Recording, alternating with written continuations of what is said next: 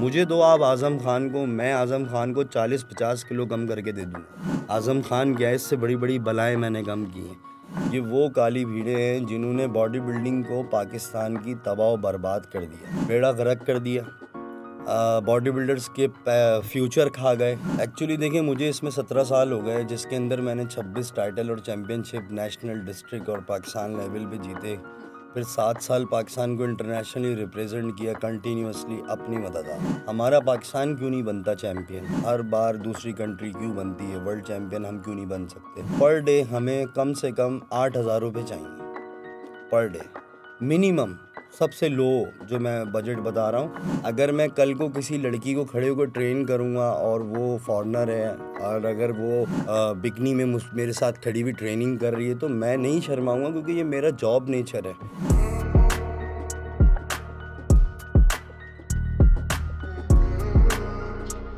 Hello अस्सलाम वालेकुम, welcome back to our show. आज हमारे साथ मौजूद है बॉडी बिल्डिंग इंडस्ट्री के स्टार रमीज इब्राहिम। रमीज इब्राहिम वो स्टार जिन्होंने अपना सब कुछ कुर्बान कर दिया बॉडी बिल्डिंग के लिए, और उनको सिला क्या मिला यही आज हम इनसे ही पूछते हैं। अस्सलाम वालेकुम रमीज, कैसे हैं आप? अस्सलाम जी, अल्लाह का शुक्र। वाह।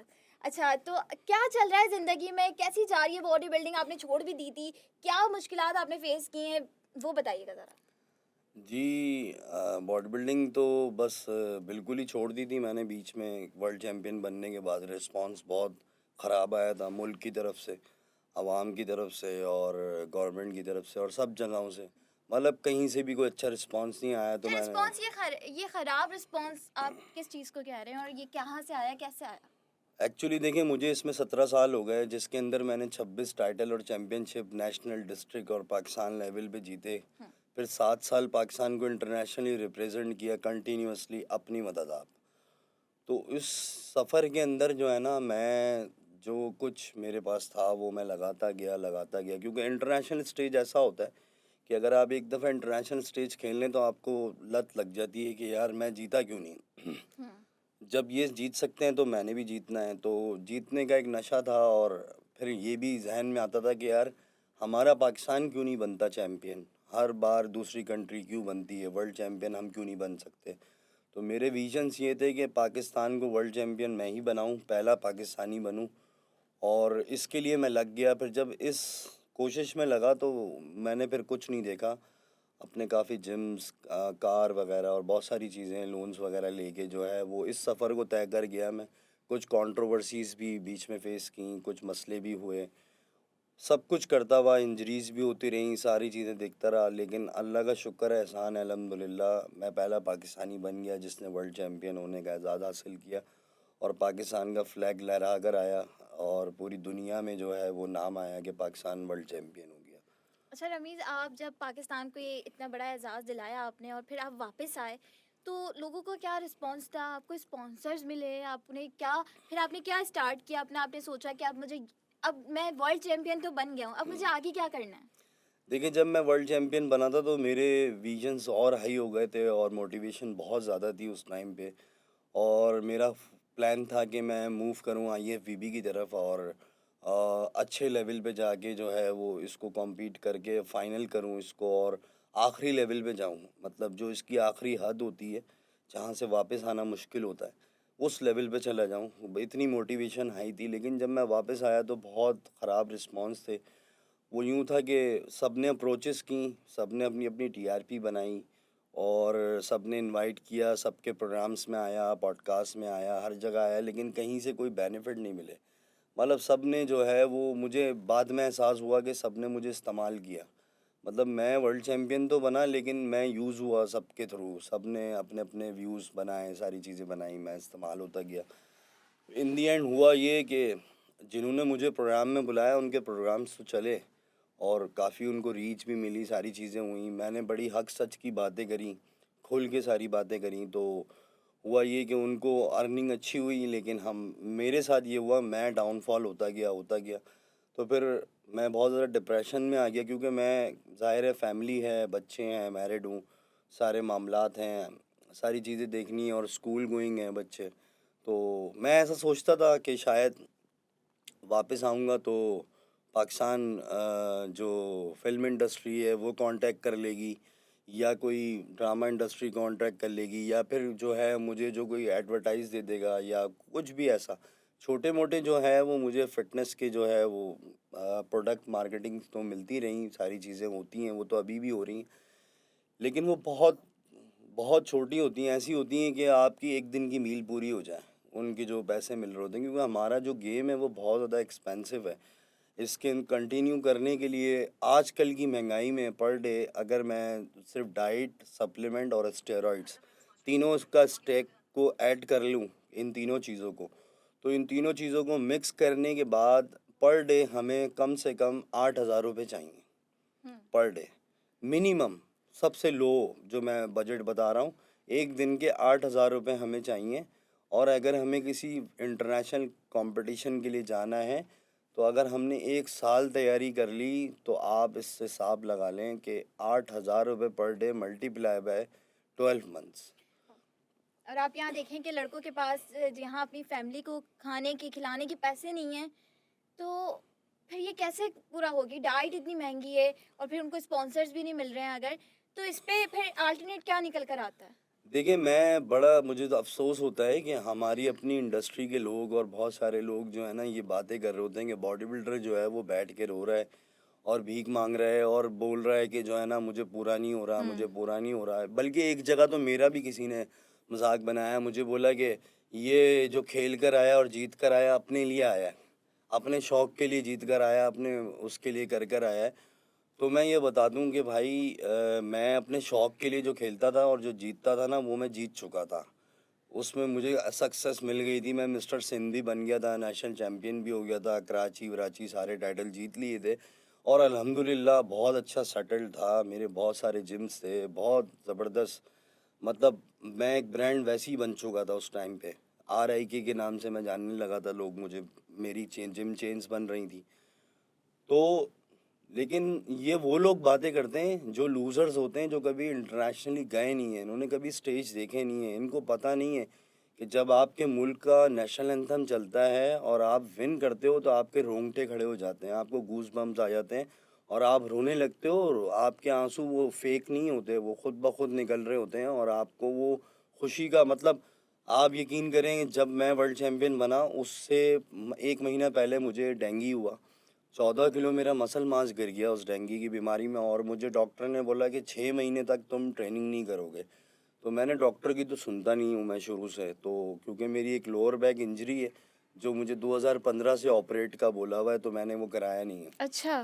तो वो भी मैं उसमें भी नहीं सुन रहा, तो उस इंजरी को भी मैं बर्दाश्त कर रहा था। फिर एंड टाइम पे जब 1 महीना रह गया, जब मैं डेंगू से फ्री हुआ, तो मुझे sciatica पेन हो गया।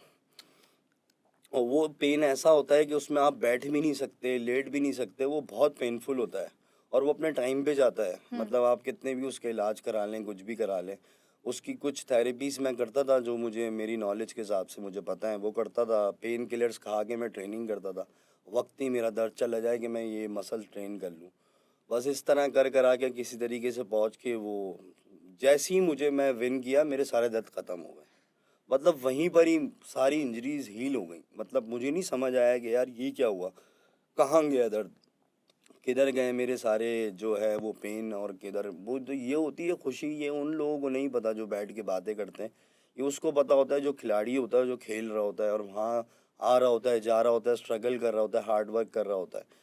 इसी तरीके से अभी अलमिया ये है कि बॉडी बिल्डिंग की डाइट जो है वो, आपको मैंने बताया, बहुत एक्सपेंसिव है। अब लड़का हुँ। बेचारा कैसे पूरा करेगा आप बताएं। चिकन है, अगर उसने 650 रुपये की 1 किलो चिकन लेनी है, सही है, दिन में अगर उसने मरे से मरे 24 अंडे खाने हैं, हुँ। कम से कम 24 अंडे। मैं, हाँ, मैं तो एक प्रोफेशनल तैयारी की बात बताऊं तो 36 अंडे होते हैं पर डे में। लेकिन अगर वो सिर्फ 12 अंडे भी खा रहा है, अब तो 1 अंडा इतना महँगा है। हाँ, 12 अंडे लगा लें, 1 किलो चिकन लगा लें पूरे दिन की, राइस लगा लें, पीनट बटर लगा लें, बेक पोटैटोस लगा लें, छोटी मोटी डाइट जो मैं बता रहा हूँ ना, बस यही कर लें, कॉफ़ी वगैरह और ये सारी चीज़ें, स्टीरॉइड्स हटा दें, सप्लीमेंट्स हटा दें, तो सिर्फ डाइट ही, सबसे लो डाइट भी 1500 रुपये की पर डे की पड़ेगी उसको। तो अब आप इससे आइडिया लगा लें। और एक प्रोफेशनल की जो तैयारी होती है बड़े इवेंट की, उसमें तो ठीक ठाक डाइट लेनी पड़ती है, हैवी डाइट भी होती है, हैवी स्टफ़ होता है। स्टेरॉइड्स होते हैं, सारी चीज़ें होती हैं, supplements, pre workout, post workout, during workout, अपनी जो है वो मल्टीविटामिन्स होते हैं। कोई हल्की चीज़ हम इस्तेमाल कर ही नहीं सकते क्योंकि ये हेल्थ का मामला होता है। ये अच्छा, आप डिफरेंट डिफरेंट जगह गए, आपने इंटरव्यूज़ दिए और पॉडकास्ट पे बैठे। नादिर अली ने भी आपको इनवाइट किया था, आप वहाँ पर भी आपने अपना जो है इंटरव्यू दिया। तो उसके बाद स्कैंडल्स बहुत बने, हम्म। आपको पता होगा, तो उसके बारे में ज़रा बताएं कि क्या स्कैंडल्स थे, कितनी उनमें सदाकत थी और फिर किस तरीके से आपको इस्तेमाल किया गया, ज़रा वो हम जानना चाहते हैं। देखें, बात ये है कि नादिर की जो पॉडकास्ट है वो थोड़ी सी डिफरेंट सिनेरियो की होती है। वो उसका जो ताल्लुक है वो थोड़ा सा फ़न और एंटरटेनमेंट से है ना, उस पे वो कुछ रियलिटी बेस पे भी काम कर रहा है। तो नादिर अली जो है एक बहुत अच्छा इंसान है और बाय हार्ट वो बहुत ज़बरदस्त चीज़ है। मतलब वो एक तो नादिर से ये भी है कि नादिर अली जो हैं वो, नादिर भाई हमारे स्टूडेंट भी रहे हैं, हमारे जिम में भी आ चुके हैं। अच्छा। नादिर अली और हम एक ही एरिया के हैं, वो मेरे मोहल्ले का है, नॉर्थ कराची के हम लोग। तो वो मुझे आज से नहीं जानते, ये स्ट्रगल उन्होंने मेरी अपनी आंखों से देखी हुई है। मतलब मैं उनके सामने ही तैयार हुआ हूँ। उनको ये तक याद है कि ये वो रमीज़ है कि जिसकी सबसे पहले जंजीर वाली तस्वीर बोर्ड पे लगी थी, जिम बना था मेरा नॉर्थ कराची में, और लोग समझते थे ये कोई फॉरेनर है जिसकी तस्वीर लगी हुई है। तो मैं जो था ये ट्रेंड मैं ही लाया हूँ पाकिस्तान में, अपनी बॉडी की तस्वीर लगाने वाला, वरना सब गोरों की तस्वीरें लगाते थे और जिम में अपना जिम का नाम लिख देते थे। तो ये ट्रेंड भी मैं लाया कि मैंने सबसे पहले अपनी तस्वीर लगाई और अपना नाम लिखा था। तो नादिर अली का तो हमारा ताल्लुक़ 2012 से है और जो उसने मुझसे क्वेश्चंस किए थे, आपको मैं बताऊं, उसमें 90% रियलिटीज़ थी। वो सच्चाई है एक बॉडी बिल्डिंग की जो मैंने डिस्क्लोज़ कर दी आवाम के सामने, जो हर कोई करता नहीं है। बिल्कुल। उसके लिए बहुत ज़्यादा दम चाहिए करने के लिए कि अच्छा, लोगों ने मुझे उस पे क्रिटिसाइज़ किया, बहुत सारी बातें की, सब कुछ हुआ, लेकिन मैं शाय नहीं होता किसी भी चीज़ में बिल्कुल। बोलने में, क्योंकि ये देखें बिल्कुल। मेरी फील्ड का हिस्सा है। अगर मैं कल को किसी लड़की को खड़े होकर ट्रेन करूँगा और वो फॉरेनर है, और अगर वो बिकनी में मेरे साथ खड़ी हुई ट्रेनिंग कर रही है, तो मैं नहीं शर्माऊँगा, क्योंकि ये मेरा जॉब नेचर है, ये मेरा वर्क है। लेकिन इसका हरगिज़ ये मतलब नहीं है कि मेरी इंटेंशन गलत है उनके साथ। तो कहने का मकसद ये है कि हमारी तो फील्ड ही ऐसी है। तो बदनामियाँ भी आपने बहुत फेस की होंगी, कि सब बोलते होंगे कि यार ये तो ऐसे-ऐसे लोगों के पास जाते हैं और ऐसे-ऐसे खुद भी हैं, और फिर आपको ही पता है क्या-क्या बातें होती हैं, तो उनको उसकी जो क्रिटिसाइज़ होता है इतना ज़्यादा, इसको कैसे फिर? देखें, जब तक क्रिटिसाइज नहीं होता, जब तक बदनाम नहीं होंगे, नाम कैसे होगा? एक तो चीज़ मैंने ये सीखी है, मेरा एक बहुत ज़बरदस्त एक दोस्त है, एक यार है, जिसकी वजह से आज मैं यहाँ पहुँचा हूँ। उसको मैं आज उसका नाम लूँगा, वो शोएब जट नाम है उसका। तो अगर आज मैं चैम्पियन बना हूँ तो उसकी वजह से बना हूँ, क्योंकि शोएब जट और मैंने अपना करियर साथ स्टार्ट किया था। शोएब जट एज अ जर्नलिस्ट गए थे और मैं एज अ बॉडी बिल्डर आया था। तो हम दोनों ने ये तय किया था कि बस कुछ बनना है, और उसने कहा था कि मैं हर मोड़ में तुम्हारे साथ खड़ा हूँ। तो जितना उस इंसान ने मुझे मोटिवेट किया और यहाँ पहुँचाया है, तो आज उसका पूरा हाथ है कि मैं यहाँ पहुँचा हूँ और आज मैं कुछ बना हूँ। तो ये उसकी मोटिवेशन है, क्योंकि एक दफ़ा मैं मरते मरते बचा। मैं डिहाइड्रेट हो गया था बहुत ज़्यादा एक ट्रैप के अंदर, क्योंकि मुझे जो है वो जर्म चला गया था पेट में और वायरल इन्फेक्शन हो गया और बहुत सारे मसले हो गए थे, तो पानी की कमी हो गई थी। तो फिर उसमें क्या हुआ, मैं हॉस्पिटलाइज हो गया था। तो फिर भी जो है ना, उधर भी उसने मुझे मोटिवेट किया। जहाँ मैं हिम्मत हार जाता था, जहाँ मेरे पास हालात ख़राब हो जाते थे, पैसे नहीं होते थे, मैं परेशान होता था, तो वो मुझे मोटिवेट करता था। वो जो उसकी मोटिवेशन होती थी ना, कि तू जीतेगा, तू बनेगा, तू खेल, तू करेगा करेगा, तो बस वो मुझे वो करती थी कि बस करना है करना है करना है, और आज मैं पहुंच गया यहाँ तक। तो देखें, उसने मुझे एक बात सिखाई थी कि ये जो क्रिटिसाइज होता है ना, क्रिटिसाइज होता उसी पे जो स्टार होता है। जो बात। तो मैं क्रिटिसाइज को जो है ना, मुझे कोई कुछ भी बोलता रहा, पहले मैं बड़ा जज्बाती था, हर किसी का जवाब देता था। अब मैं किसी को कोई जवाब नहीं देता, बस सुनता हूँ और हंस देता हूँ। तो वो मुझे पता है कि मैंने जो बात की है वो बिल्कुल सही की है, उसमें कुछ बिल्कुल। गलत नहीं किया है मैंने तो सच्चाई बताई है। अब किसी को हजम हो रही है, नहीं हो रही, नहीं हो रही। अच्छा ज़रा पाकिस्तान में बॉडी बिल्डिंग के फेडरेशंस के बारे में बताएं, इनकी ज़रा हकीकत बताएं कि इतने फेडरेशंस जब आपस में बढ़ गए, कोई अपनी चला रहा है, कोई अपनी चला रहा है, तो फिर बॉडी बिल्डर्स का क्या नुकसान हो रहा है, वो कहाँ जा रहे हैं? और फिर स्पॉन्सर्स वो भी सोचेंगे कि यार अगर इतनी चीज़ें, एक बॉडी बिल्डिंग इतने हिस्सों में बटी हुई है, तो हम स्पॉन्सर किस चीज़ को करें, किसको नहीं करें, और ऐसे में फिर बॉडी बिल्डर पीछे रह जाते हैं। तो सही है। ऐसा क्यों हो रहा है? आपस में क्यों इतनी फेडरेशंस बन गई हैं? आपस में क्यों लड़ रहे हैं? देखें, ये तो पूरी दुनिया में हुआ था। 2012 में पूरी वर्ल्ड में 2 टुकड़े हुए थे तमाम गेम्स के अंदर। तो उसमें ये हुआ था कि बॉडी बिल्डिंग की भी 2 टुकड़े हो गए थे। बॉडी बिल्डिंग भी 2 टुकड़ों में डिवाइड हो गई थी। तो जब वहाँ वर्ल्ड लेवल पे 2 हुए ना, तो फिर पूरी दुनिया में इस वक्त हज़ारों टुकड़े हो गए। पाकिस्तान में इस वक्त 14 फेडरेशंस काम कर रही हैं, ठीक है? जिसमें से कहा जाता है कि लीगल 2 फेडरेशन हैं जो स्पोर्ट बोर्ड से है और बिल्कुल। ओलंपिक से है। हुँ। तो मसला ये है कि बात फेडरेशन की नहीं है, बात फेडरेशन बनती क्यों है ज़्यादा, फेडरेशन बनने का वक्त वो क्या है? इंडिया के अंदर हमसे ज़्यादा फेडरेशंस हैं, और मुल्कों में उससे, यूरोप में उससे भी ज़्यादा फेडरेशंस हैं। लेकिन वहाँ पर जो है ना, बॉडी बिल्डिंग फेडरेशंस वाले एक दूसरे की ब्लैक पुलिंग नहीं करते, एक दूसरे के पीछे नहीं पड़े हुए, एक दूसरे के दुश्मन नहीं हैं। वो लोग करते क्या हैं, वो लोग जो है ना, एक दूसरे को बोलते हैं आप अपना करो, हम अपना कर रहे हैं। हुँ। मगर जब बात आती है ना उनकी कंट्री की, तो वो सब सर जोड़ लेते हैं, एक हो जाते हैं।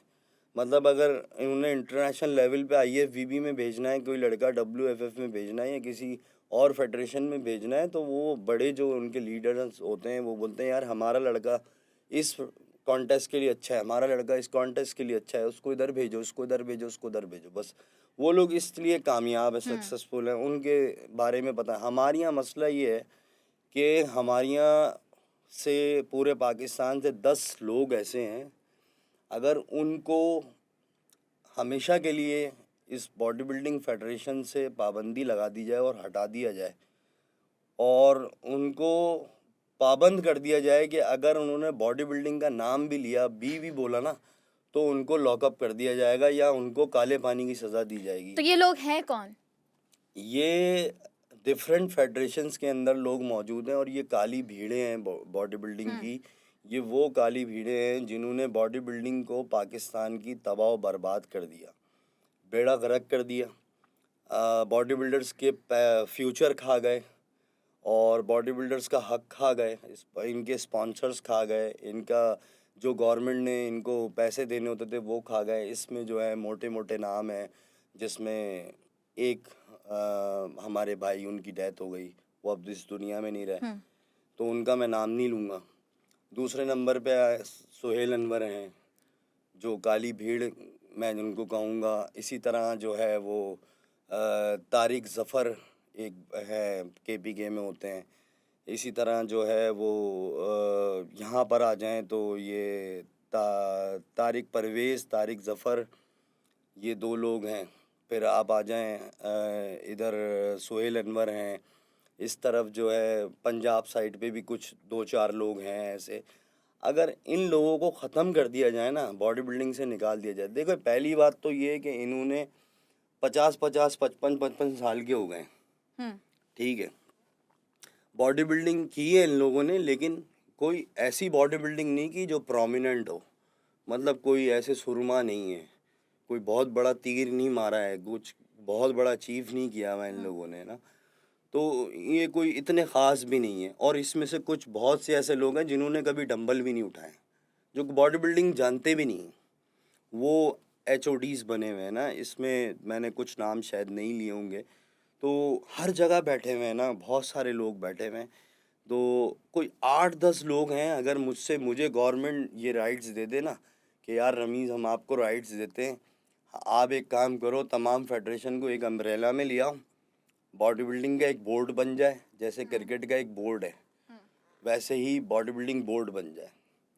सही है। और आपको हम बताते हैं, आप हमें उन 10 बंदों का नाम बताओ जो इसके अंदर गंदे हैं और बेड़ा गर्क कर रहे हैं बॉडी बिल्डिंग का, तो मैं उन 10 का नाम उनको दे दूंगा, वो उनको साफ़ करेंगे। आप यकीन करें, बॉडी बिल्डिंग इतनी तरक्की कर जाएगी, इतनी तरक्की कर जाएगी। एक तो एथलीट को उसका हक मिल जाएगा, हुँ। और दूसरा जो है वो इसमें आपको वो मिल जाएगा, मतलब स्पॉन्सर्स आना शुरू हो जाएंगे। हमारा बॉडी बिल्डर जो है वो आगे बढ़ जाएगा। हमारे पाकिस्तान से जो है वो IFBB 212 और मिस्टर ओलंपिया में लड़के जाना शुरू हो जाएंगे। अगर नहीं जा रहे और हमारी बॉडी बिल्डिंग का हाल बुरा है तो ये 8-10 लोग हैं जिनकी वजह से है। 4 नाम मुझे याद थे जो मैंने बता दिए, लेकिन अभी मेरे जहन में क्लिक नहीं हो रहे। तो बहुत सारे लोग हैं, एक की डेथ हो गई तो 5 वो हो गए, 5 नाम और हैं जो पंजाब साइड से हैं। तो ये बस कुछ हैं, कुछ लोग डिपार्ट्स में बैठे हुए हैं, कुछ लोग इधर बैठे हैं, कुछ लोग उधर बैठे हैं। उन्होंने ऐसा कब्जा किया हुआ है कि आप इनसे बाहर आ ही नहीं सकते ना। मतलब उन्होंने हर जगह पे कब्जा कर लिया है। किसी ने स्पोर्ट बोर्ड पे कब्जा किया हुआ है, किसी ने ओलंपिक्स पे कब्जा किया हुआ है, किसी ने कहीं किया हुआ है, किसी ने कहीं किया हुआ है। तो भाई जब तक ये रहेगा, जब तक पाकिस्तान की बॉडी बिल्डिंग तबाह और बर्बाद रहेगी। अच्छा, आप ये भी कहते हैं कि क्रिकेट को ज़्यादा सपोर्ट मिलती है, क्रिकेट पे बहुत फोकस है। ये तो खैर हर पाकिस्तान में हर कोई जिसका डिफरेंट स्पोर्ट से ताल्लुक़ होता है, सब यही कहते हैं कि क्रिकेट को ज़्यादा हाईलाइट मिल होता है, क्रिकेट को ज़्यादा सपोर्ट दी जाती है। तो रमीज़, आपको अगर सपोर्ट मिले तो फिर आप ऐसा क्या करके देंगे पाकिस्तान को कि फिर बोले कि हाँ यार, इस बंदे को सपोर्ट मिलनी चाहिए थी, डिज़र्व करता था? देखें, मसला ये है कि क्रिकेट के अंदर तो सबसे बड़ी बात ये है कि यार मैं ये देखता हूँ कि 30 लाख 50 लाख सैलरी है पर मंथ, मैच फीस अलग है, सेंट्रल कॉन्ट्रैक्ट मिले हुए हैं, स्पॉन्सर्स अलग हैं और बहुत सारे वे में उनको जो अर्निंग हो रही है। उस हिसाब से ना हमारे क्रिकेटर परफॉर्म नहीं कर रहे हैं। माजरत के साथ बात ये है कि कुछ क्रिकेटर्स जो है वो जान लगाते हैं, कुछ नहीं लगाते हैं, और कुछ लगाते हैं तो फिर पैसा आने के बाद वो लगाना छोड़ देते हैं। देखिए, इनके गेम में एक चीज़ और भी आसानी है, इनको ट्रैवलिंग फ्री है, इनको फूड फ्री है, इनको हर चीज़ फ्री है। अगर हमें तो खैर सैलरी मिलती नहीं है ये गेम करने की, अगर हमें सैलरी मिलेगी भी तो हमारी सैलरी कहाँ जाएगी, सारा तो हम खा जाएंगे। हमें तो लगाना भी है ना अपने ऊपर। क्रिकेटर ने क्या लगाना है अपने ऊपर? कुछ भी तो नहीं लगाना। उसको कैंप फ्री है, उसको रिहाइश फ्री है, उसको हर चीज़ फ्री है। इनफैक्ट उसको ट्रैवल, उसको यानी यार कहीं भी जाना है खेलने के लिए तो वो भी फ्री है, ठीक है। तो हर चीज़ अलाउंसेस अलग हैं उनके, बहुत सारी चीज़ें हैं, तो उस हिसाब से उनकी परफॉर्मेंस नहीं है। अभी देखें, हम वर्ल्ड कप से बाहर हैं, कितने मायूस हैं। मैं खुद भी बड़ा क्रेज़ी हूँ, मैं क्रिकेटर रहा हूँ, मैंने अंडर 19 तक क्रिकेट खेली है, कायदे-आज़म ट्रॉफ़ी तक मैं गया हूँ। लेकिन क्या है, मुझे बड़ा मैं भी फास्ट बॉलर था और इस फील्ड में आने से पहले मैं क्रिकेटर ही बनना चाहता था, लेकिन फिर मैंने बॉडी बिल्डिंग शुरू कर दी थी। कुछ ऐसे इश्यूज़ हुए थे फैमिली की तरफ से तो फिर और कभी सोचा कि क्रिकेटर ही बन जाता, अगर उनको इतनी सपोर्ट है तो हाँ, क्रिकेट की तरफ ही चला जाता, तो यहाँ ये मेरे खौरी नहीं मेरे होती? पेरेंट्स कहते हैं कि यार हमने तुम्हें गलत रोका पढ़ने से। मेरा तो मतलब एग्ज़ाम थे मैट्रिक के, इसलिए मेरे पेरेंट्स ने रोक दिया था। बहुत बड़ा मैच था मेरे लिए वो, और बहुत अच्छा बॉल कर रहा था, बहुत अच्छी फास्ट बॉलिंग कर रहा था, और मे बी इतना हार्ड वर्क मैंने बॉडी बिल्डिंग में किया है, क्रिकेट में करता तो शायद आज टीम में इन होता और कहीं ना कहीं खेल रहा होता, काउंटी या लीग्स ही खेल रहा होता, तो मेरी लाइफ बन जाती। तो बहरहाल तो होता ये है कि अक्सर ऐसा होता है कि हाँ यार, काश मैं क्रिकेटर ही बन जाता, मैं बॉडी बिल्डर क्यों बना। तो कहने का मकसद ये है कि अभी जैसे आप देखें ना, हम वर्ल्ड कप में जैसे बाहर हुए, उसमें सबसे मेन रीज़न ये था कि फ़िटनेस अच्छी नहीं हम्म। थी पाकिस्तान टीम की। उनकी ट्रेनिंग हो रही है फ़ौजियों से। यार, ये जंग लड़ने जा रहे हैं, मतलब ये महाज पे जा रहे हैं, इनको बंदूकें चलाने हैं वहाँ, इन्होंने AK-47 चलानी है वहाँ पे। तो भाई, इनको जो वो ट्रेनिंग कराई गई उससे ये इंजर्ड हो गए, उससे ये इन्हेंस नहीं हुए, उससे ये इंजर्ड हो गए। इनको इन्हेंस करना था यार, हम में से किसी को ढूंढ लेते भाई, मुझे दे दें इनको 6 महीने के लिए, मैं दिखाता हूँ इनकी फ़िटनेस, इतने इतने से चेहरे कर दूंगा इनके, जैसे हमारे ऑस्ट्रेलियन क्रिकेटर और अफ्रीकन क्रिकेटर्स के होते हैं ना, इतने पतले पतले इनके फेस कर दूंगा, ऐसी इनकी फ़िटनेस कराऊंगा। बस आपको 6 महीने के लिए हाँ, टीम बस मिल जाए 6 तो आप महीने के पूरा लिए बदल मिल देंगे जाए, टीम हाँ को? बदल दूंगा, बिल्कुल बदल दूंगा 6 महीने के अंदर। और इनकी फ़िटनेस ऐसी होगी कि इनको टेस्ट मैच खिला लो, कुछ भी खिला लो, थकेंगे नहीं। ना इनकी हैमस्ट्रिंग की इंजरीज होंगी, ना तो इनको क्रैम्प्स पड़ेंगे, कुछ भी नहीं होगा। सब चीज़ों के तोड़ होते हैं, तरीके होते हैं, डाइट होती है, हर चीज़ होती है। ऐसा थोड़ी है कि आप स्पोर्ट्समैन हो, एथलीट हो, बिरयानी पाए रगड़ा जो मिल रहा है खा रहे हो यार। मतलब ऐसा थोड़ी है, अगर आप क्रिकेटर हो तो आप सब कुछ खा सकते हो, ऐसा नहीं है। जब तक आपने फॉर्म में रहना है, जब तक आपने क्रिकेट खेलनी है, आपने अपनी डाइट को मेंटेन करना है, ख्याल करना है, और वो आपका ट्रेनर बताएगा, कोच बताएगा। कोच कर क्या रहा है? जो आपने पीसीबी ने इतना पैसों से देता है कोच को, ट्रेनर को, वो कर क्या रहे हैं? पाकिस्तान की फिटनेस है क्या? मुझे दो आप आज़म खान को, मैं आज़म खान को 40-50 किलो कम करके दे दूंगा 6 महीने में। मेरे पास है ऐसा टैलेंट और मैंने किया हुआ है, मेरे पास हैं ट्रांसफॉर्मेशंस। आज़म खान क्या है, इससे बड़ी बड़ी बलाएं मैंने कम की हैं। तो कहने का मकसद ये है कि आप ये देखें ना कि हुआ क्या, मतलब इतना इन्वेस्ट किया क्रिकेटर्स पे और उन्होंने रिटर्न क्या दिया? वॉट एवर जो भी उन्होंने अंदर किया, जो भी किया, मतलब रिटर्न क्या किया? यार हम ये कहते हैं कि आप हम पे अगर इतना इन्वेस्ट कर दें ना, तो हम तो जान की बाजी लगाए हुए हैं। आप लोगों को पता ही नहीं है भाई, हम स्टीरॉइड्स ले रहे हैं, हमें पता है हमें हार्ट अटैक की मौत होनी है, मेरी डेथ होनी है हार्ट अटैक से, मुझे पता है कि मैं स्टीरॉइड्स लेता हूँ। ठीक है, ये सच्चाई, ये रियलिटी पूरी दुनिया के बॉडी बिल्डर्स को पता है और पूरी दुनिया के बॉडी बिल्डर्स स्टीरॉइड्स ले रहे हैं।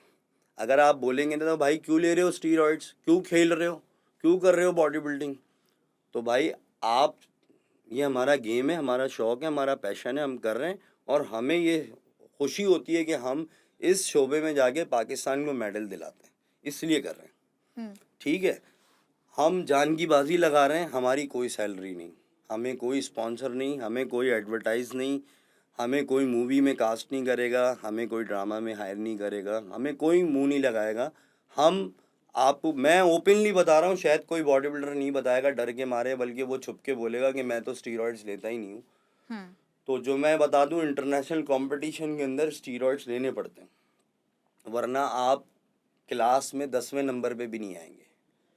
अच्छा। जी, क्योंकि पूरी दुनिया के अंदर स्टीरॉइड्स लेके आ रहे होते हैं, लेकिन उनका कुछ तरीक़ेकार है, उनके डॉक्टर्स होते हैं, उनका प्रिकॉशंस होते हैं, उनका तरीक़ेकार होता है, उसकी हैंडलिंग होती है, उसके जो है वो वे है। ऐसा नहीं कि हर बंदा बस स्टीरॉइड्स लगाना शुरू हो जाए। तो कहने का मकसद है कि भाई हम तो ज़हर ले रहे हैं, तो यार सैलरी तो हमें दो ना, मेडल तो ला रहे हैं ना, मुल्क का झंडा तो लहरा रहे हैं, पाकिस्तान का नाम तो रोशन हम कर ही रहे हैं ना। आप तो पिछले 4 सालों से बदनामी कर रहे हो पाकिस्तान को। पाकिस्तान की 4 साल की क्रिकेट उठा के देख लो और 4 साल की पाकिस्तान की बॉडी बिल्डिंग उठा के देख लो। अभी रिसेंटली एक body builder mister south Asia बनकर आया हमारा, बिल्कुल ऐसा ही है, बिल्कुल हाँ, ऐसा। शाहनवाज, पुलिस वाला है वो। पुलिस वो वाला है। वो लड़का अभी बनकर आया है, सही है, मिस्टर साउथ एशिया जीत कर आया है। ठीक है, तो इस तरह हमारे पास मिस्टर एशिया भी आए हैं, बहुत सारे लेजेंड्स हैं बॉडी बिल्डर। मैंने वर्ल्ड चैम्पियनशिप जीती, वर्ल्ड में गोल्ड मेडल लिया, प्रो कार्ड जीता। तो इस तरह एक IFBB में हमारा विनर है इरफान, उसने प्रो कार्ड जीता हुआ है। इस तरह मासूम बट है, और भी हमारे याहिया बट मरहूम ऐसे ही चले गए दुनिया से। तो बस कहने का मकसद है कि भाई बहुत लोग हैं, फ़िदा हुसैन है, इंटरनेशनल एथलीट बैठा हुआ है, बहुत सारे एथलीट हैं जो जिनकी तरफ अगर आप नज़र षानी कर लें तो ये एथलीट उधम मचा दें। मैं बता रहा हूँ, ये जो हम देख रहे हैं, हादी चौपान मुस्लिम है ना, मिस्टर ओलंपिया लास्ट ईयर नहीं बन सका, उससे पहले 2 साल कंटिन्यू बना। बिग रामी मुस्लिम है, यस। ठीक है। तो भाई यहीं से होगा वो मिस्टर ओलंपिया आने वाले 4-5 सालों में। लगाओ तो पैसे, दो तो एक मौका, एक दफ़ा चांस तो दो, लेकिन सही हाथों में दो। ऐसा नहीं किसी ऐसे लंगड़े घोड़े को लाके बिठा दो जो आधा पैसा उसकी डाइट का वही खा जाए। बिल्कुल। अच्छा रमीज़, आगे का क्या सोचा है? वैसे आपने बताया कि एक बहुत बड़ी एक गुड न्यूज़ है सबके लिए कि रमीज़ वापस आ रहे हैं बॉडी बिल्डिंग में और इन्होंने अब मिस्टर यूनिवर्स के लिए खेलना है। तो पहले तो कांग्रेट्स, वापस आ रहे हैं आप। और अब ये बताएँ कि वापस आने का क्या क्यों सोचा? क्योंकि आप बहुत डिसहार्ट हो गए थे। आपने कहा कि भई बहुत ज़्यादतियाँ हो रही हैं, तो मैं तो अब छोड़ ही रहा हूँ, थक गया हूँ। तो क्या सोचा कि वापस आना है? देखें, एक तो ये चीज़ मेरे ब्लड में है ना, खून में है, मैं एक एथलीट हूँ। अब जैसी-जैसी फ़िज़ीक ख़राब होती गई, जब 1.5 साल मैंने बॉडी बिल्डिंग छोड़ी ना, तो मैं बहुत ज़्यादा शेपलेस हो गया और अजीब-सा फ़ील होने लगा। अच्छा, जो जिनके ज़हनों में मुझे देख के विज़न्स बना हुआ है मेरे फैन्स के और फ्रेंड्स के कि रमीज़ वर्ल्ड चैम्पियन, तो वो देखते थे तो वो बोलते थे, यार क्या हाल बना लिया अपना, क्या कर लिया। तो मैं ये सोचता था कि यार क्या है, क्या नहीं है। फिर मेरा वही दोस्त, उसने मुझे मोटिवेट किया दोबारा से, यार क्या कर रहा है, कर दोबारा, क्या अल्लाह मालिक है, जो होगा देखा जाएगा। तो बस अभी कुछ सोचा समझा नहीं है। असल में मुझे एक इनविटेशन आया था USA से, अमेरिका से, और पाकिस्तान में कोई इज़्ज़त दे ना दे, अल्लाह ताला को जहाँ इज़्ज़त देनी होती है वो दे देता है। तो उन्होंने मुझे इनवाइट किया है और वो चाहते हैं कि मैं वहाँ परफॉर्म करूँ। तो मिस्टर यूनिवर्स का मुकाबला है अक्टूबर में और मैं जा रहा हूँ कॉम्पीट के लिए, और मैंने दोबारा प्रेप स्टार्ट की है और कोशिश कर रहा हूँ कमबैक करने का, और बहुत मुश्किल हो रहा है दोबारा कमबैक करना, क्योंकि मेरे इंजरीज़ जो हैं वो दर्द करना शुरू हो गई हैं, और फिर साथ साथ फाइनेंशियली जो है वो फेस कर रहा हूँ सारी चीज़ें। ज़ाहिर है अब तैयारी करने स्टार्ट की है तो बहुत ज़्यादा महंगाई बढ़ चुकी है और ज़्यादा चीज़ें महंगी हो गई हैं। अब तो कोई रास्ता भी नज़र नहीं आ रहा ना, कि पहले तो एसेट्स थे, अब तो एसेट्स भी नहीं है कि क्या करूं। अप्रोचेस किए हैं मैंने काफ़ी जगह, जो है मैंने शाहिद आफरीदी को अप्रोच किया था अच्छा, तो स्पॉन्सर के रिस्पॉन्स? लिए, उन्होंने कोई रिस्पांस नहीं दिया। हुँ, उन्होंने एक पीए से मेरी बात कराई थी, तो उनसे मैं मिला था, तो उन्होंने बोला हमारी अब पॉलिसी नहीं रही कि हम किसी एथलीट को स्पॉन्सर करें, शाहिद आफरीदी फाउंडेशन। तो उन्होंने क्या किया, उन्होंने मना कर दिया। अच्छा। ठीक है, तो हम बल्कि उन्होंने ये कहा कि हम आपके लिए कहीं और से ढूंढ लेते हैं स्पॉन्सर और ये और वो, तो वो आए बाई शाये हो गई बात। बहरहाल उन्होंने साफ इनकार कर दिया कि हमारी पॉलिसी नहीं है, अब पहले थी अब नहीं है। उसके बाद मैंने और भी 2-3 जगह, एक बार्ड ऑर्गेनाइजेशन है जो स्पोर्ट्स को करती है स्पॉन्सर, उधर भी भेजा हुआ है, उनकी तरफ से भी कोई रिस्पांस नहीं आया। मेरे ख्याल में कोई हस्बैंड वाइफ हैं वो चला रहे हैं, हुँ, हुँ, हुँ। तो उनको भी मैंने भेजा है, तो उन्होंने भी ईमेल की है, उनका फॉर्म फिल किया है, सारी चीज़ें की हैं, लेकिन कोई रिस्पांस नहीं आया, क्योंकि अमेरिका जाना बहुत आसान नहीं है और बैक टू बैक टूर है। फिर मेरा जनवरी में कनाडा में कंपटीशन है। अच्छा, वॉव! हाँ, जनवरी में मुझे कनाडा में भी खेलना, क्योंकि अगर मैं यूएस खेलता हूँ तो मुझे कनाडा खेलना पड़ेगा, वो ज़रूरी है, क्योंकि मुझे पता है कि मैं अगर यूएस खेलूँगा तो बहुत अच्छा होके खेलूँगा और हुँ, वहाँ मैं जीत के लाऊँगा दोबारा से मेडल पाकिस्तान के लिए, और फिर वो मुझे कनाडा के लिए क्वालिफ़ाई कर देंगे और फिर कनाडा में छोड़ूंगा नहीं, कि ज़ाहिर है यहाँ क्वालिफ़ाई हो जाऊँगा तो अगर मैं टॉप 3 में भी आ जाता हूँ तो मैं कनाडा के लिए क्वालिफ़ाई हो जाऊँगा। हुँ, तो ये है, तो इसमें ये है कि काफ़ी मैंने अप्रोचेस किए हैं, लेकिन अभी तक कहीं से रिस्पांस नहीं आया, रिस्पॉन्स नहीं क्योंकि आया। 15 लाख रुपए तो समझ लें एक्सपेंस है यूएस कंपटीशन का। हुँ, फिर तैयारी रख लें, अभी तैयारी के अंदर भी 15-20 लाख रुपए लग जाने हैं। हुँ। अच्छा रमीज़, सुनने में ये भी आ रहा है कि आप पाकिस्तान छोड़ के जाने वाले हैं मुस्तकिल तौर पर, और बाहर ही शिफ्ट हो जाएँगे कहीं, तो पूरा सेटल होने का सोचा है आपने, पाकिस्तान को छोड़ रहे हैं। क्या वजह है इसकी? देखें, ख़यालात आ रहे हैं ऐसे कि यार मैं पाकिस्तान को क्यों रिप्रेजेंट करूं बार बार बार बार बार बार। अ, इसमें ऐसा हो रहा है कि क्यों नहीं मैं पाकिस्तान को छोड़ दूं और दूसरी कंट्री को रिप्रेजेंट करूं। क्यों ना मैं किसी और कंट्री के लिए एथलीट बन जाऊं, और ये सारा हुँ, कुछ है। तो अभी फ़िलहाल तो ऐसा कुछ नहीं है, बस ये है कि देखते हैं। पहले मैं यूएस खेलूँगा, वहाँ से आऊँगा, फिर मैं कनाडा जाऊँगा, कनाडा का कंपटीशन खेलूँगा, फिर वहाँ से आने के बाद मैं डिसाइड करूँगा हुँ, कि क्या करना है। वैसे दिल तो मेरा ख़राब हो गया इस मुल्क से अब, क्योंकि जो है यहाँ पर मसला ये है कि हमारे लोगों का भी मसला है। हमारे लोगों को सिर्फ़ एंटरटेनमेंट पसंद है, प्रैंक पसंद है, कोई लड़की डांस कर ले वो पसंद है, कोई गंदा गाना गा ले कोई वो पसंद है, कोई भयानक सा इंसान एक बेसुरी आवाज़ में गाने गा ले या शक्ल दिखा ले तो वो लोगों को पसंद है। हमारे लोगों को टैलेंट की कोई कदर नहीं है, समझ रहे हैं? हमारे यहाँ कोई भी टैलेंट वायरल नहीं होता।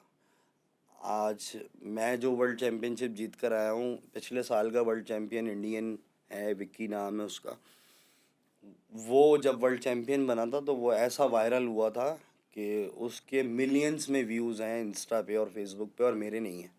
हुँ, मतलब मेरे नहीं हैं। तो कहने का मकसद है कि ये हमारे आवाम का भी मसला है। सिर्फ गवर्नमेंट को हम ब्लेम नहीं कर सकते या लोगों को हम नहीं बोल सकते। हमारी आवाम जो है ना वो बहुत ज़्यादा, असल में हम लोग जो हैं वो ऐसे लोग हैं कि हमने हर चीज़ अय्याशी को अपने दिमाग में रखा हुआ है, और जो चीज़ दिमाग में रखनी चाहिए वो हमने निकाल दी। इसकी वजह से हम बर्बाद भी हैं थोड़े से, हमारे मुल्क के हालात ऐसे हैं। तो कहने का मकसद ये है कि बस हालात को मद्देनज़र रखते हुए मैंने ये सोचा है कि अब कनाडा के बाद जो भी मैं कंपटीशन खेलूँगा हुँ। तो फिर अब मैं पाकिस्तान के लिए नहीं खेलूँगा। ये मैं लास्ट 2 कंपटीशन पाकिस्तान के लिए खेल रहा हूँ और यानी ये बस लास्ट 2 कॉम्पिटिशन से जो पाकिस्तान को आप दे रिप्रेजेंट सकते हैं, उस पाकिस्तान को उसमें मेडल्स ला के दे सकते हैं, उसके बाद आप पाकिस्तान से नहीं खेलेंगे? बिल्कुल नहीं खेलूँगा, क्योंकि उसकी वजह ये है कि मुझे पता है वापस आने के बाद क्या होना है, वही होना है जो पहले हुआ है। हुँ। वर्ल्ड के बाद यूनिवर्स खेलूँगा, यूनिवर्स के बाद एक बड़ा कंपटीशन है कनाडा का, वो खेलूँगा, सारे जीत लूँगा। पाकिस्तान के तो सारे एजाज़ बन गए ना, पाकिस्तान को बिल्कुल। तो सब कुछ दे जाऊँगा ना। मतलब वो मेडल और वो सारी अचीवमेंट्स पाकिस्तान के नाम कर जाऊँगा, फिर बाद में मैं फिर अपनी फैमिली के लिए कुछ करूँगा, क्या करूँ? अच्छा, फैमिली के बारे में मैं भी यहाँ पूछूँगी, आपकी वाइफ़ भी एथलीट हैं? जी। तो ज़रा अपनी लाइफ़ की पर्सनल लाइफ़ के बारे में बताएँ कि शादी कैसे हुई, लव मैरिज थी, क्या था? और ज़िंदगी कैसी जा रही है आप दोनों की, दोनों हस्बैंड वाइफ़ एथलीट्स? देखिए, मेरे तो बहन भी जो है वो फ़िटनेस ट्रेनर है और मेरी वाइफ़ भी जो है वो एथलीट रही है। फ़ैशन मॉडल वगैरह उसने कॉम्पीट किया, फ़िटनेस ट्रेनर भी है वो। तो अच्छा, वो थी नहीं, इन दोनों को मैं लेकर आया हूँ इस फ़ील्ड के अंदर। अच्छा। हाँ, पहले तो ऐसा कुछ नहीं था, मेरी लव मैरिज हुई थी और शादी के बाद जो है वो इस फ़ील्ड में नहीं थी, वो छोटी थी ख़ैर, तो उसकी स्टडी वगैरह चल रही थी उस दौरान। तो मैंने उसको मोटिवेट किया कि यार मुझे ऐसी वाइफ़ चाहिए जो स्पोर्ट्स को जाने, हुँ। मतलब एटलीस्ट मेरे गेम को जाने, क्योंकि हमारा जो गेम है वो बहुत ज़्यादा मुश्किल, महंगा और बहुत ज़्यादा ऐसा गेम है जिसमें हम शॉर्ट टेम्पर हो जाते हैं, गुस्सा बहुत आता है और हमारी डाइट, मेहनत कोई करे तो फिर उसको पता लगेगा कि कितना मुश्किल काम है। तो इसलिए मैं चाहता था कि ये फ़ील्ड में आए और उसको पता लगे कि इसके पीछे मेहनत क्या है और सारे मामलात क्या हैं। तो मैं उसको लेकर आया, कोर्सेज़ करवाए, इंटरनेशनल कोर्सेज़ करवाए उसको, फिर ट्रेनिंग्स खुद से कराई दोनों को इसी तरह से। और फिर वो भी एक आध कॉम्पिटिशन में कॉम्पीट किया उसने, वो भी जीती पाकिस्तान लेवल पे। तो बस ये है कि उसको ये आइडिया है कि अब मैंने डाइट पे आ जाना है, तो मेरी डाइट क्या बनेगी और मतलब अब मैं कंपटीशन में हूँ तो वो बच्चों को समझा देगी कि भाई अब बर्दाश्त करना, अब तुम्हारे जो अब्बा हैं वो चीखेंगे और घर का माहौल ख़राब होगा तो और सारी चीज़ें होंगी। तो ये है, बस चल रही है। चल रही है। अच्छा रमीज़, जैसे बॉडी बिल्डिंग पे मूवीज़ भी बनती हैं, आपने देखा होगा इंडिया में सुल्तान भी बनी और बॉक्सिंग पे और इतनी सारी चीज़ें हुई हैं। तरह-तरह की मूवीज़ बनती हैं, सपोर्ट दी जाती है, बड़े पर्दे पे लाया जाता है। पाकिस्तान में ऐसा क्या है? आपको कभी ऑफ़र आई है? नहीं, देखें, पाकिस्तान में मसला ये है कि पाकिस्तान जो है वो मतलब ये कहता है कि अगर किसी ने मूवी में आना है, ड्रामे में आना है तो वो आ जाए फलानी एजेंसी पे और लाइन में लग जाए, अपना पोर्टफोलियो दे दो और ये दे दो और वो दे दो। तो यार मैं ये कहता हूँ कि आपका नेटवर्क इतना स्लो है कि आपको पता ही नहीं है कि आपके पूरे मुल्क में जो टैलेंटेड प्लेयर्स हैं, जो बॉडी बिल्डर्स हैं या बॉक्सर्स हैं या रेसलर्स हैं, इतने प्यारे प्यारे, इतनी good looking, smart, 6-6 feet height है, इतने लंबे चौड़े सिक्स पैक्स बने हुए। मतलब मैं कहता हूँ कि जॉन अब्राहम, सलमान खान और क्या कहते हैं, ये ऋतिक रोशन और ये जितने भी बॉडी बिल्डर्स हैं, उनकी फिजिक मेरे आगे क्या है? कुछ भी नहीं है। मैं अपने फॉर्म पे आऊँगा, अपनी पीक पे आऊँगा तो मेरे आगे क्या है? कुछ भी नहीं है। एक्शन, मैं एक्शन कर सकता हूँ, मैं एक्टिंग कर सकता हूँ, मैं सब कुछ कर सकता हूँ। मैं चैंपियन बन सकता हूँ, मैं एक चैंपियन हूँ तो मैं सब कुछ कर सकता हूँ। तो क्या ये सोचना उनको चाहिए। मतलब वो ये चाहते हैं कि हम लाइन में लगें, पोर्टफोलियो बनवाएँ यार, तो फिर अचीवर्स में, मेडल लाने वालों में, मुल्क का नाम रोशन करने वालों में और एक आम बंदे में फ़र्क क्या है फिर? अगर हम भी लाइन में लग जाएँ और उनको खुद से अप्रोचेस करें और खुद से जाके उनके पीछे पड़ें कि यार हमें मूवी में ले लो, हमें ड्रामे में ले लो। यार मुझे तो ये समझ नहीं आया, पूरी दुनिया के अंदर आप देखो रेसलर और बॉडी बिल्डर्स, इंग्लिश मूवीज़ में, इंडियन मूवीज़ में सारे ऐसे ही हैं। आप देखो कितने बॉडी बिल्डर्स को और कितने रेसलर्स को बॉलीवुड ने और हॉलीवुड ने हाईलाइट कर दिया और कहाँ पहुँचा दिया। तो तो रमीज़, ऐसा नहीं, कभी ऐसा नहीं सोचा कि अगर एक्टिंग में इस तरीके से चांस नहीं मिल रहा तो इतनी मेहनत ही नहीं करनी चाहिए थी? अगर एक्टर ही बनना था तो डायरेक्ट एक्टिंग में ही आते, अ, एक्टिंग ही करते। देखें, मुझे तो पाकिस्तान का नाम रोशन करना हुँ। था। चाहे वो क्रिकेट में करता, अगर मैं क्रिकेटर बनता तो क्रिकेट में करता, अगर मैं बॉडी बिल्डर बन गया तो मैं बॉडी बिल्डिंग में कर रहा हूँ। मैं शुरू से स्पोर्ट्स में था ना। तो देखें, आपके मुल्क को ये सोचना चाहिए कि हमारे मुल्क में इतने अच्छे-अच्छे एथलीट हैं, जो हमारे डायरेक्टर प्रोड्यूसर्स हैं वो कब इतना अपना ब्रॉड माइंड करेंगे, कब सोचेंगे इस बारे में कि यार हम इतनी अच्छी पर्सनैलिटी को अगर मूवी में या किसी जगह लेकर आते हैं, इन पे डॉक्यूमेंट्री बनाते हैं। पाकिस्तान में आप ये बताएं, आज तक कोई स्पोर्ट्स पे मूवी नहीं बनी है, किसी स्पोर्ट्स पे मूवी नहीं बनी है। और आप ये देखें कि पूरी दुनिया में स्पोर्ट्स पे जो भी मूवी बनती है वो ब्लॉकबस्टर होती है, वो इतना कमा के देती है, इतना बिजनेस करके देती है। मतलब वो लोग पता नहीं उनकी सोचें क्या हैं, मतलब वो क्या सोचते हैं। मतलब ये नहीं है कि मैंने एक्टर बनना है या मैंने मूवी में आना है। यार आप खुद ज़रा कॉमन सेंस लगाओ। आपको बना बनाया एक लड़का मिल रहा है जिस पे इन्वेस्टमेंट भी कम होनी है आपकी। आपने एक हीरो को हायर करना है जिसकी पहले ही बहुत ज़्यादा रेटिंग्स हैं, उसके नखरे भी बहुत ज़्यादा हैं, उसके दिमाग भी बहुत ऊपर हैं, सही है। फिर आपने उसको बोला बॉडी बनाने को, तो वो बॉडी बेचारा बना ही नहीं सकता, क्योंकि उसको बॉडी बनाने में बड़े मसले हैं, उसकी आदत ही नहीं रही है, उसका लाइफ स्टाइल ही नहीं है ऐसा, ना वो इतने हार्ड वर्क कर सकता है। तो यार आपको चलता फिरता एक पैकेज मिल रहा है, आप उस पैकेज को डालो और उसको फिनिशिंग करो, उसको डालो, एक मूवी बना के तो देखो। देखो आप कितना सक्सेस, पाकिस्तान की हॉलीवुड इंडस्ट्री आगे जाएगी, तरक्की करेगी। मतलब हम तो चलो प्रमोट होंगे होंगे, आप भी तरक्की करोगे भाई। आपका कुछ चेंज तो आए मूवी के अंदर। आपने तो जिद पकड़ी हुई है हुमायूं सईद, जिनकी एज 50 साल से ऊपर हो गई है, हमारे फ़ाहद मुस्तफ़ा भाई जो हर जगह हैं, उनको मूवी में ले लेना है। या कोई गिनती के 4-5 नाम हैं जो घिसे पिटे हमारे एक्टर हैं, जिनको पर्दे पे देख देख के आवाम भी थक चुकी है। माजरत के साथ सिनेमा खाली पड़े होते हैं, कोई नई मूवी आ जाए तो वो इतना बिजनेस नहीं कर रही। भाई आप अपने बिजनेस का सोचो। जो डायरेक्टर प्रोड्यूसर है ना, उनको चाहिए वो अपना दिमाग लगाएं, बिजनेस का सोचें कि भाई हम इतना पैसा लगाते हैं इन पे, तो क्या हम नए फेस पे लगा के देखते हैं, क्या हमें बिजनेस मिलेगा। मैं सीधी सी बात है, मैं खुल के बात करता हूँ, साफ बात करता हूँ, डरता किसी से भी नहीं हूँ, ठीक है। जो मैं सच्चाई है वो बयान कर रहा हूँ कि आप अपनी सोच को बदलें यार, बाहर आ जाएं। मतलब इन चीज़ों से बाहर आ जाए ना, कि आप देखें ना कि मैं थक चुका हूँ।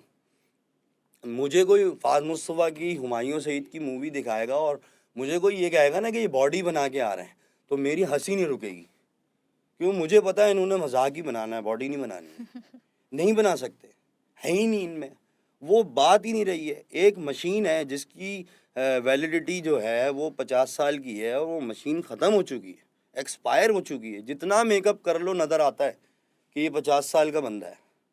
यार बाहर आ जाओ खुदारा। पहले आप बाबर और शान से बाहर नहीं आ रहे थे, अब आप 2-3 चेहरों को पकड़ के बाहर नहीं आ रहे हो। आप कैसे तरक्की करोगे? आपके सिनेमाज में रश कैसे लगेगा? आपकी मूवी इंटरनेशनली कौन देखेगा? हम इंडियन मूवीज़ क्यों देखते हैं? क्योंकि इंडियन मूवीज़ बड़ी डिफरेंट होती हैं, उनकी स्टोरीज अच्छी होती हैं। बल्कि Indian Bollywood movies south Indian movies इतनी अच्छी होती हैं। आप साउथ इंडियन मूवीज़ उठा के देख लें। हम हॉलीवुड की मूवीज़ क्यों देखते हैं? बहुत ज़बरदस्त होती हैं, इसलिए देखते हैं।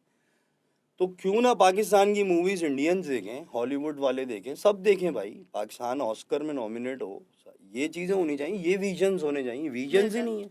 आप एक ग्राउंड है उसके अंदर कैद हुए, बिल्कुल ऐसा ही है। बस ये है। अच्छा रमीज़, लास्ट आप क्या कहना चाहेंगे?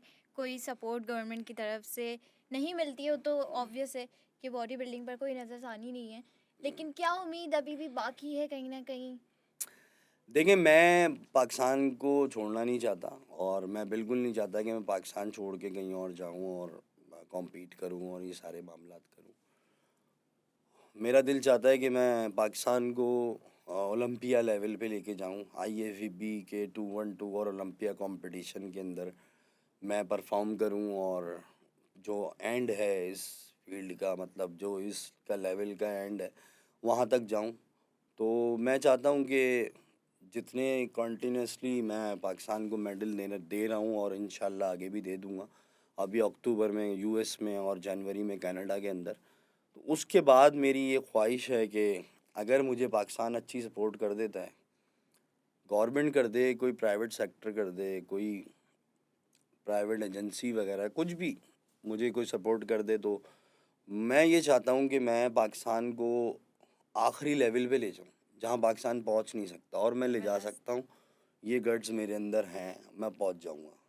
मतलब मेरे अंदर इतनी मोटिवेशन है, वो पावर है, वो चीज़ें हैं जो मैं कर सकता हूँ, क्योंकि मैंने शुरू से बचपन से जो चीज़ हासिल करने की कोशिश की है वो मैं हासिल कर लेता हूँ। बस एक चीज़ मेरे दिमाग में आ गई, ये करना है तो कर ले। तो अगर अब वो करने के लिए मुझे रिसोर्सेज चाहिए, और उस रिसोर्सेज के लिए मुझे स्पॉन्सर्स चाहिए।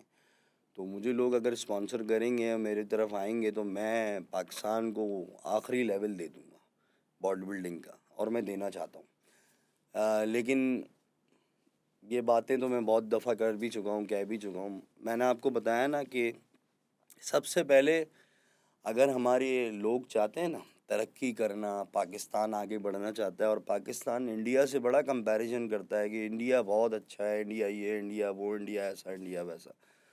तो यार इंडिया की आवाम जैसे भी बनो ना, इंडिया के लोग आपके मुखालिफ आप समझते हो, दुश्मन समझते हो, जो भी समझते हो, ऐसा कुछ भी नहीं है। वहाँ के लोग बड़े अच्छे हैं यार, बहुत अच्छे हैं। मतलब मैं पाकिस्तानी हूँ, मेरे सबसे ज़्यादा फॉलोवर्स इंडिया में, ठीक है।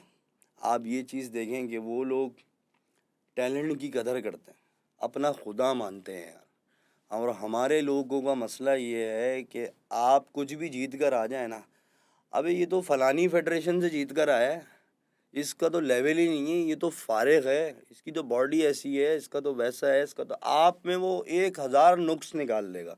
जो आपकी मुखालिफ पार्टी होंगी ना, वो आपको ऐसा बना देंगे जैसे आप चूंटी हो, आपने कुछ किया ही नहीं है। मतलब मैं अपनी आवाम से ये रिक्वेस्ट करूँगा, अगर आप लोग चाहते हैं तमाम गेम्स आप पे तरक्की कर जाएं, तमाम गेम में पब्लिक से ये रिक्वेस्ट है मेरी, आप लोगों को चेंज होना होगा।